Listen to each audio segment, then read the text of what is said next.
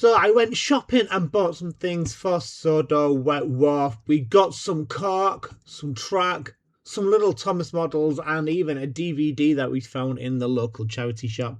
So what are we going to do with this? Well, today's video is all about laying down our cork. So welcome to Sodor Wet Wharf. Let's begin. In this video we created a couple of our buildings for the layout, and they are now on our layout, as you can see.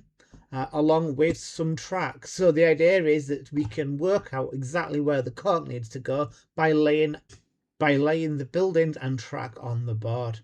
Unfortunately, this bridge here took a bit of a nosedive and it's just been repaired, which is why it's off to one side at the moment, just waiting for the glue to dry. Just got this from the model rail shop, and it's 2mm thick. It's a metre long roll. So we should be able to get plenty out of that. I've got a second roll just in case, because it will always come in handy on further bits that we're adding to this. So our spacing is 51mm.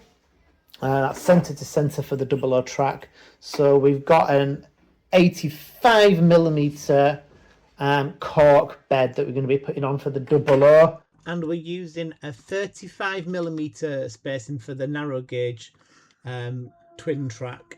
Centre to centre. So we're just marking that on there, and we need to find out what goes where, which we do have some pictures to work off.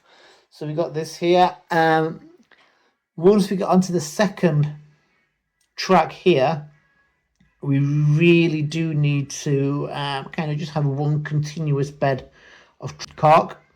And here obviously a continuous better picture here. We can see where the track goes in the background, so when it starts to join together we will ensure that the track is kept together.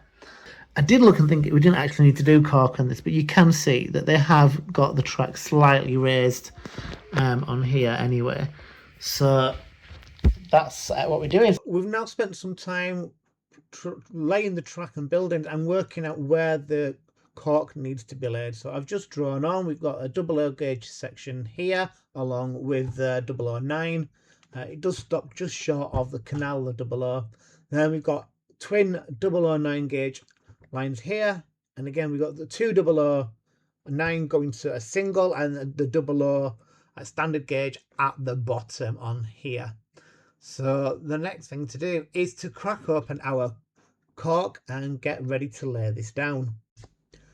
So we need to roll our cork out and then need to cut it to size. I could have gone lengthwise with the cork and it would have been one big long shape, but because it's gotten a bit covered up, I've just gone from the side, smaller pieces, and hopefully this should be fairly easy. I've got a long piece of wood in order to make sure we get a straight edge, and we're just trying to make sure we get this correctly in place.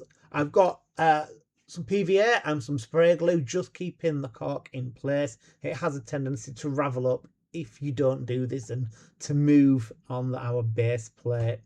A quick cut on here with our craft knife, and then we can start gluing this down. In order to glue it, we're using our spray glue rather than the PVA. That's what the guy at the model shop told me. I don't know if it's any good, but I was given the glue for free because we spent quite a bit of money in the shop, so I'm not going to complain. I'm going to use this glue.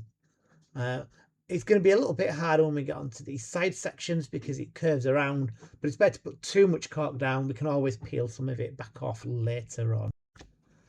So we've stuck down our first section and we're just ready to put our second section in here. You can see it's been sprayed. I did that outside. We want to be careful of the fumes. Just if you do this once or twice, it's probably not going to be a big deal, but it's just not worth the risk. So always make sure we spray any sprays outside. And this section is now glued down. Now, having a good look at this, I can see that where it reaches the edge of the baseboard there, it's going to be raised up because of the wood slats on the end. So we're just going to have to kind of cut that little section out there for now so we can get our bridge all aligned. And we're just going to have to slowly add to the cork bed further on the board. I'm not going to film all that because it's just repeating these same steps, cutting out the cork, gluing it and holding it down and giving it a chance to dry. So what's it going to look like when we've finished? Once moment, and here we have it, the finished article for now. All our track bed is down, our cork. Our bridges are in place, and it looks good. There's a bit of extra space on the curves because I don't know how the flexi track is going to flex, and it's always better to have too much than too little. I can put the track down and get it perfect, but then trying to align it later, if the cork bed isn't perfect, it's going to cause problems. So I've just done it to be generous with our cork. We use less than one roll, so each roll is about £5. So yeah, it's one of those things that a lot of people don't do, but it's really cheap to do, so no need not to. Hopefully you like how this looks. Please comment, like and subscribe for our next video.